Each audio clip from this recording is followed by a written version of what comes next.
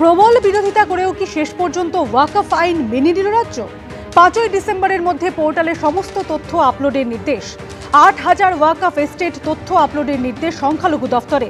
রাজ্যের 82,000 ওয়াকফ সম্পত্তি সংক্রান্ত তথ্য পোর্টালে তোলার নির্দেশ।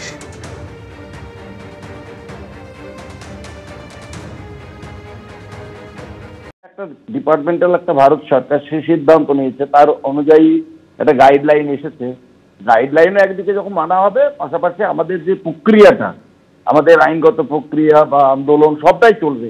আগামী দিনে তো লোকসভা বসছে 1 ডিসেম্বর থেকে, সেখানে আমরা আমাদের কথা, আমাদের বক্তব্য নিশ্চয়ই রাখবো।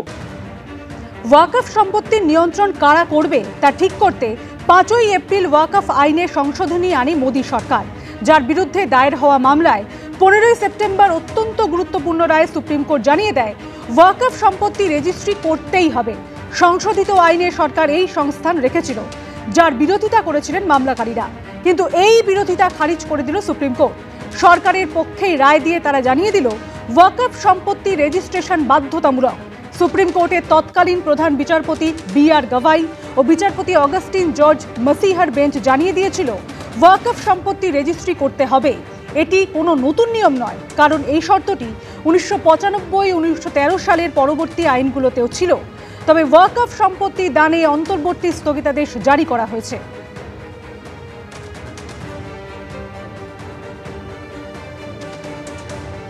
এই ওয়াকফকে কেন্দ্র করে পশ্চিমবঙ্গের বিভিন্ন জায়গায় দাঙ্গা হলো, সেখানে হিন্দুদের ঘর বাড়ি ভাঙলো, তার সেটাকে মদত করলো।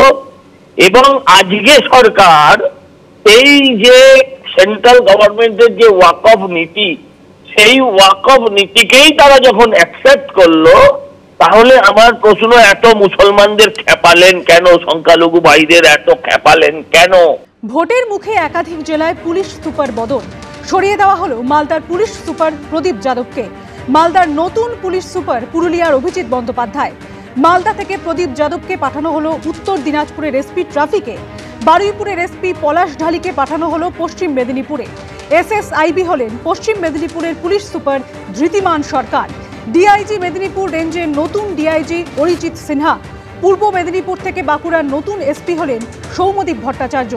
ঝাড়গ্রাম, বাঁকুড়া, পুরুলিয়া, মালদা, আলিপুরদুয়ার, পশ্চিম মেদিনীপুর, জলপাইগুড়ি, পূর্ব মেদিনীপুর, বারুইপুরের পুলিশ সুপার বদল।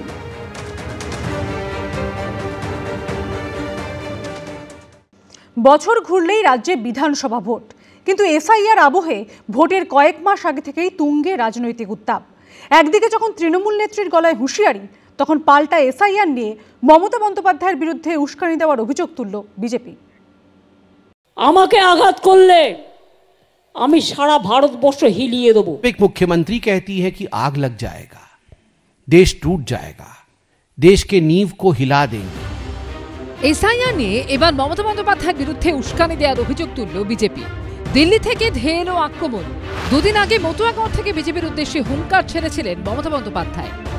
চিরকাল সরকারে কেউ থাকে না, 2029 বড়ই ভয়ঙ্কর, তোমাদের সরকার থাকবে না।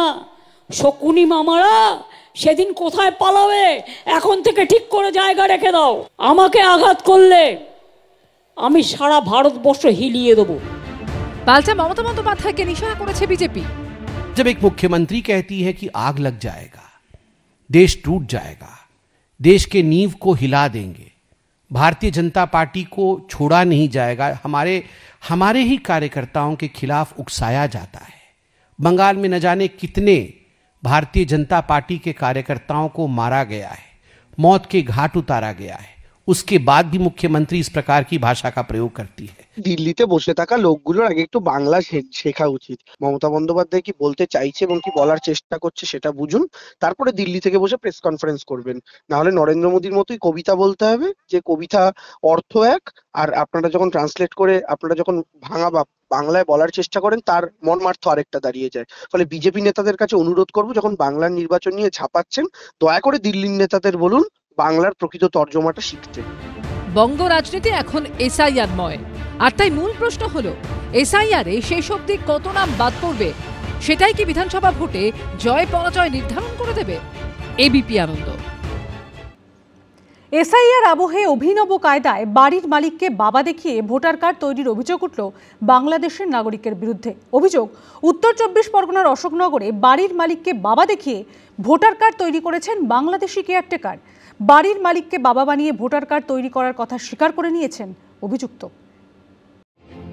কোথাও শ্বশুর কিংবা জ্যাঠা শ্বশুরকে, কোথাও আবার প্রতিবেশীকে বাবা বানিয়ে ভোটার কার্ড তৈরির অভিযোগ আগেই সামনে এসেছে।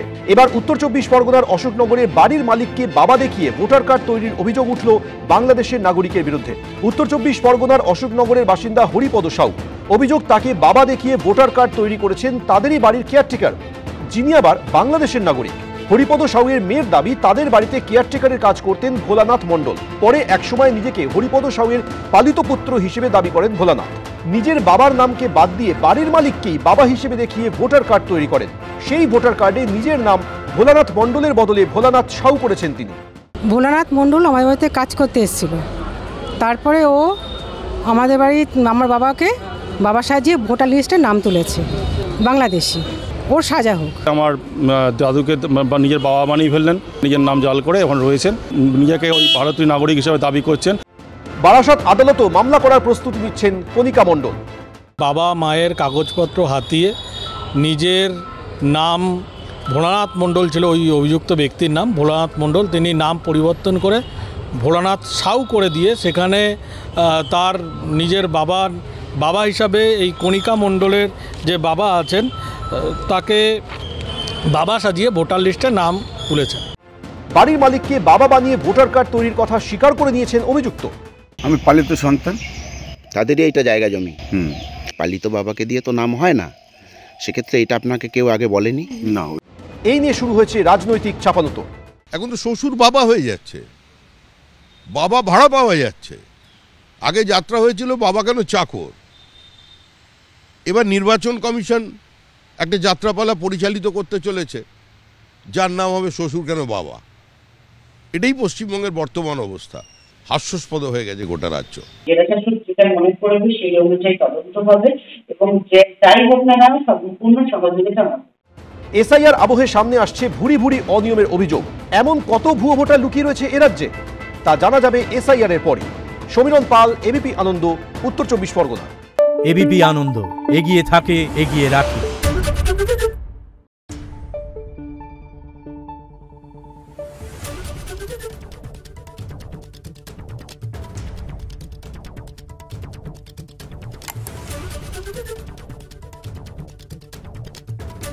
Thank you.